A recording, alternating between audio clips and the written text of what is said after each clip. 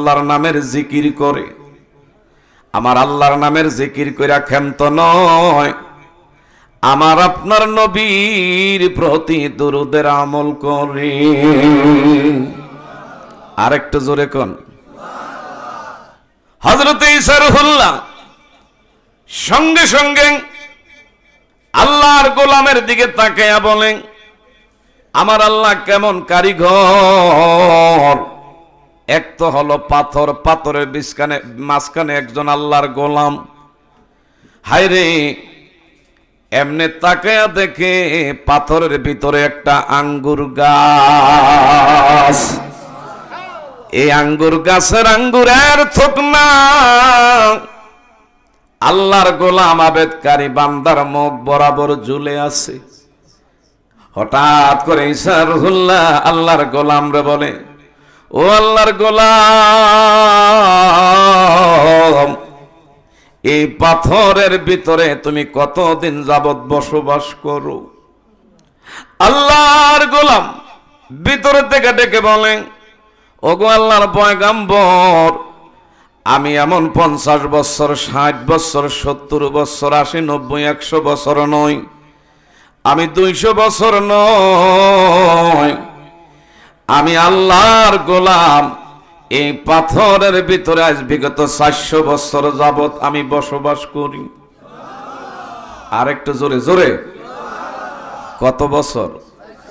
400 বছর যাবত এই পাথরের ভিতরে আমি বসবাস করি। হযরত ঈসা রূহুল্লাহ ডেকে বললেন, ওগো আল্লাহর গোলাম,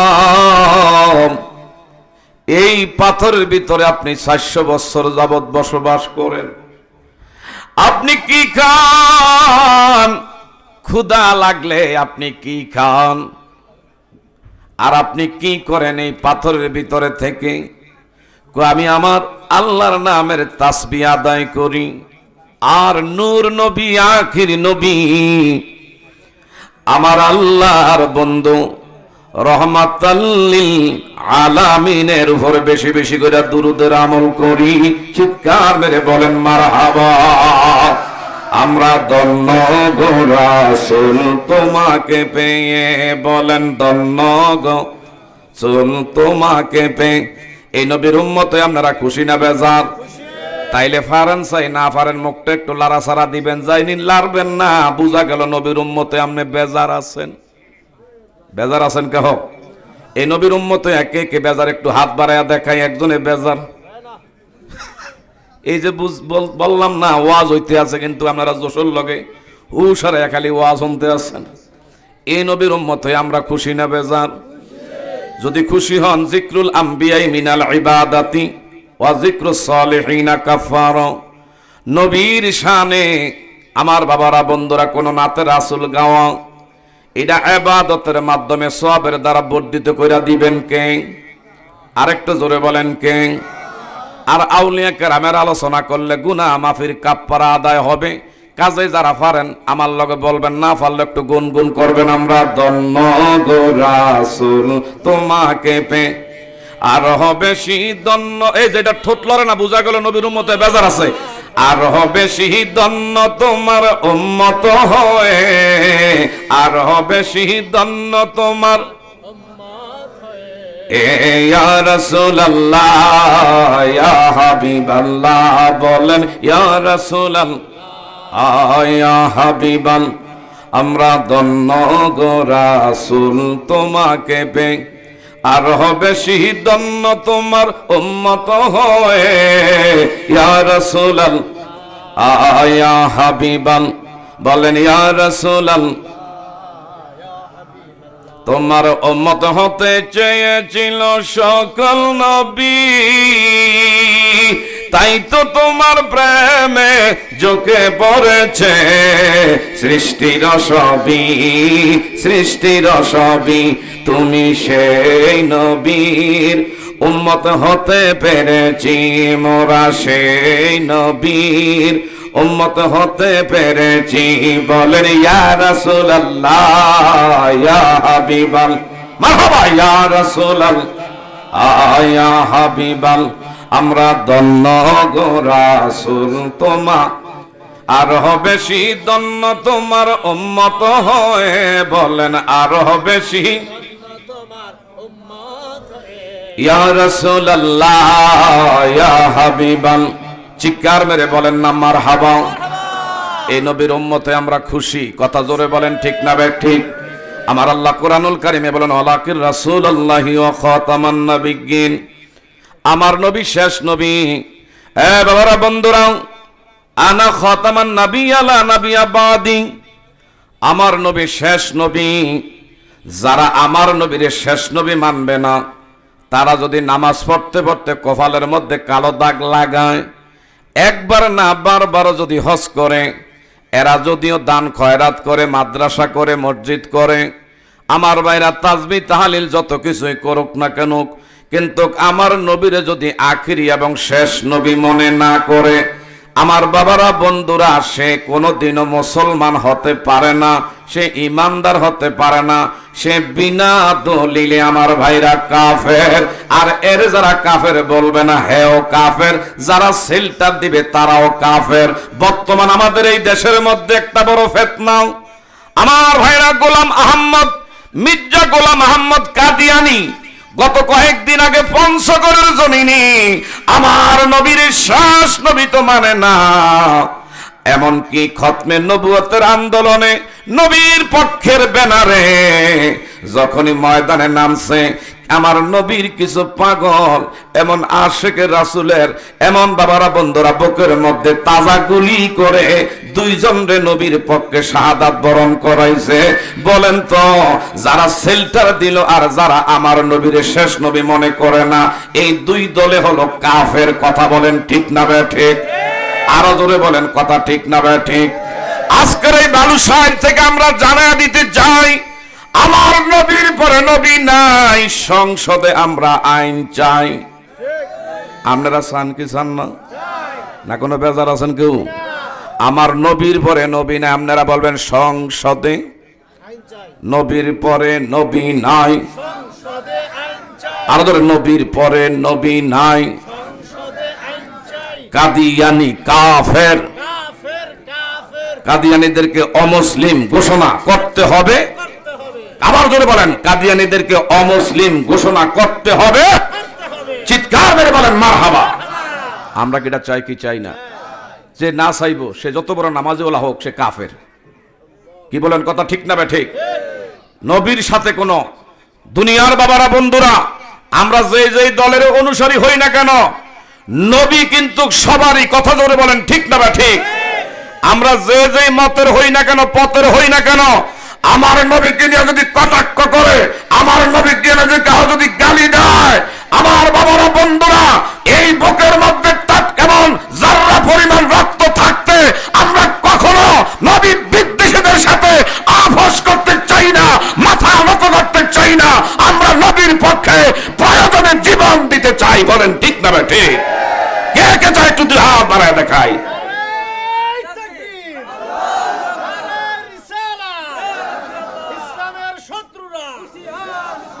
সকলে বলেন মারহাবা। আপনার কি বেজার হয়ে গেছেন? আমার নবীরে ঈসা রুহুল্লাহর জমানায় পাথরের ভিতরে একজন আবেদকারী আমার নবী চিনে, আর এই নবীর উম্মত হইয়া নবী চিনি না, এমন পোড়া কপাল আছে না নাই? আছে না নাই? হযরত ঈসা রুহুল্লাহ কো, আল্লাহর গোলাম, এই পাথরের ভিতরে কতদিন যাবত বসবাস করো? ও আল্লাহর আবেদকারী বান্দা বললেন, এই পাথরের ভিতরে একদিন আর 2 দিন নয়, আমি 400 বছর আমার আল্লাহ পাক আমাকে এই জায়গার মধ্যে রেখেছেন। বলল আপনি কি করেন? আল্লাহর নামের আমি জিকির আদায় করি, আখিরি নবী নূর নবীর প্রতি দুরূদের আমল করি। হযরত ঈসা রুহুল্লাহ বললেন, ক্ষুধা লাগলে খাও কি? এই যে একটা আঙ্গুর ফলের গাছ, এই গাছটা পাথরের ভিতরে আমার আল্লাহ সুবহানাহু ওয়া তাআলা আমারে দান করছে। আমার ভাইরা, আমাদের সমাজে দেখা যায় পাথরের ভিতরে বিচি বপন করলে পানির তস নাই, রস নাই, কোনো ধরনের নির্যাস নাই, যার কারণে কোনো বিচি বপন করলে তার থেকে অঙ্গুর গজায় না।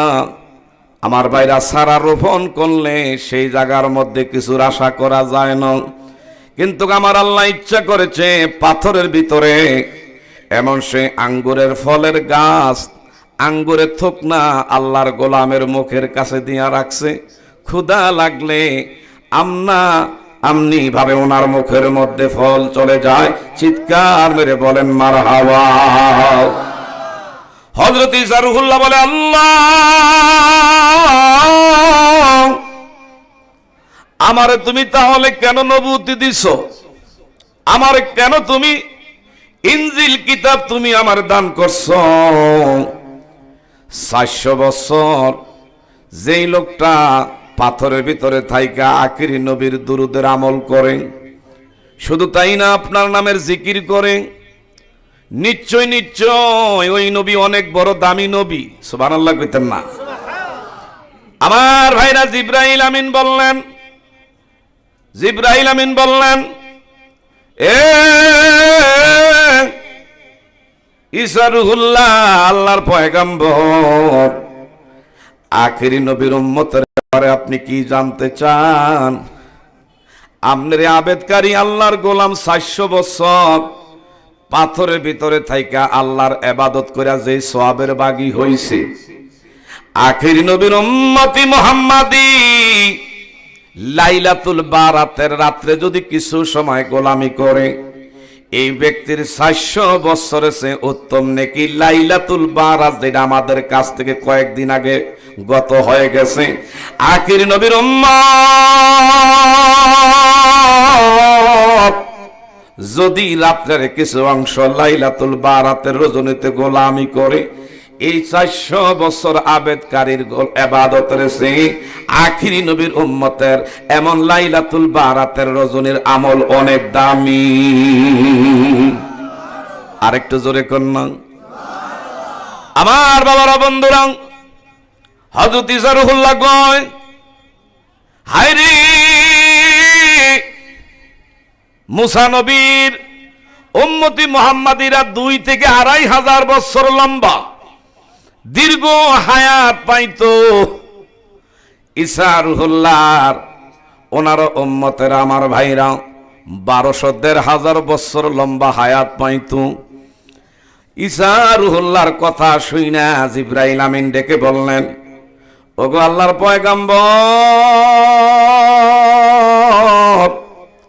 আখির নবীর উম্মত এমন 150 বছর 200 বছর নয়, 500 বছর নয়, 1000 বছর নয়, মাত্র 50, 60, 70, 80, 100 পাওয়াটা বড় দুষ্কর ব্যাপার। কথা বলেন ঠিক না বে ঠিক?